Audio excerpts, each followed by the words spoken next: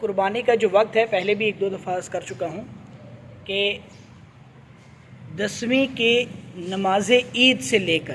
نماز عید سے کیسے جو لوگ شہر میں ہیں، شہروں میں چونکہ عید کی نماز ہوتی ہے تو جو شہر میں ہیں ان کے لیے عید کے وقت سے، عید کی نماز کے بعد سے، خطبے کے بعد،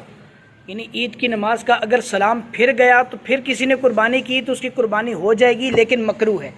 خطبہ ہو جانے کے بعد قربانی کرنا یہ ضرور ہے، لیکن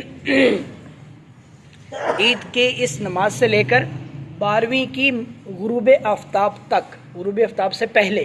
اس تک قربانی کر سکتا ہے، یعنی 3 دن اور 2 راتیں۔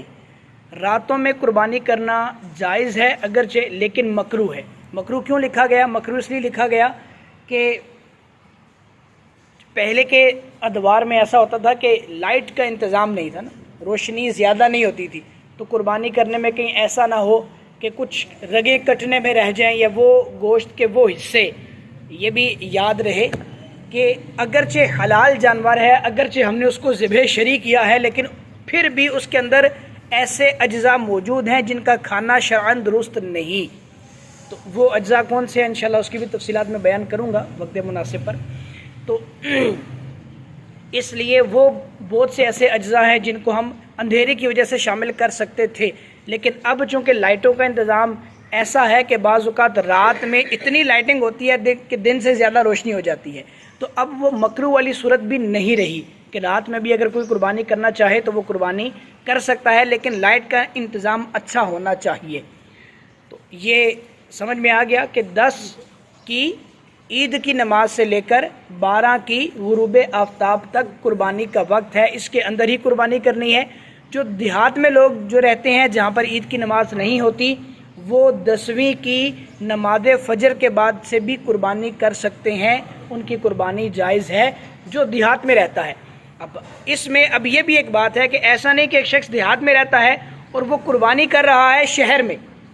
مثال میں یہاں سے کوئی شخص پیچھے دیہات میں کسی جگہ رہتا ہے اور وہ قربانی شہر میں کر رہا ہے، تو وہ اس بات کو سمجھ لے کہ جہاں پر قربانی ہوگی وہاں کے وقت کا اعتبار ہے۔ ایسا نہیں ہے کہ مطلب وہ رہتا گاؤں میں ہے تو وہ کہے جی میری قربانی جناب شہر میں، آپ سے وہ فجر میں ہی کاٹ دو گے، میں تو گاؤں میں رہتا ہوں۔ تو جو شخص شہر میں رہتا ہے وہ قربانی اگر گاؤں میں کر رہا ہے، ایسے گاؤں میں جہاں پر عید کی نماز نہیں ہوتی، تو وہ وہاں پر فجر کی نماز کے بعد کر سکتا ہے، لیکن یہاں بھی علماء نے لکھا ہے کہ بہتر یہ ہے کہ طلوع آفتاب کے بعد کرے، 10ویں کی طلوع آفتاب کے بعد قربانی کرے، کہ یہی افضل ہے۔ اور قربانی میں سب سے افضل جو دن ہے وہ پہلا دن ہے، یعنی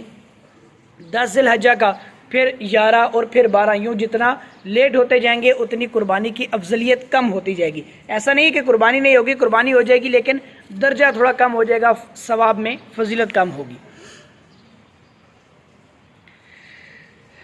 شہر میں متعدد جگہ پر عید کی نماز ہوتی ہے، کہیں 6 بجے مثال کے طور پہ، کہیں 6 بجے ہو رہی ہے، کہیں 7 بجے ہو رہی ہے، کہیں 6:30 بجے ہو رہی ہے، کہیں 8 بجے ہو رہی ہے۔ تو شہر میں جو سب سے پہلے عید کی نماز ختم ہوئی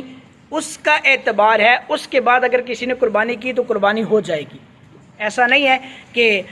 جو سب سے آخری نماز ہو اس کا اعتبار کیا جائے، جو سب سے پہلی نماز ہے اس کے اعتبار کے بعد نماز جو ہے وہ ہو جائے گی۔ اگر کسی شخص نے قربانی ایسے وقت میں کی کہ امام صاحب نماز پڑھ رہے تھے اور ابھی ان کی نماز ختم نہیں ہوئی اور اس نے سمجھا کہ ختم ہو گئی اور اس نے قربانی کر لی، بعد میں پتہ چلا کہ امام صاحب کی نماز تو ختم ہی نہیں ہوئی تھی، ابھی تو انہوں نے سلام پھیرا ہی نہیں تھا، تو اس میں علماء نے یہ قاعدہ لکھا ہے کہ اگر ایک طرف سلام پھیر لیا تھا اس کے بعد چھری پھری تو جو ہے وہ قربانی ہو جائے گی لیکن مکروہ ہوگی، لیکن ایک طرف سلام پھرنے سے اگر پہلے قربانی کر لی تو اب قربانی نہیں ہوگی۔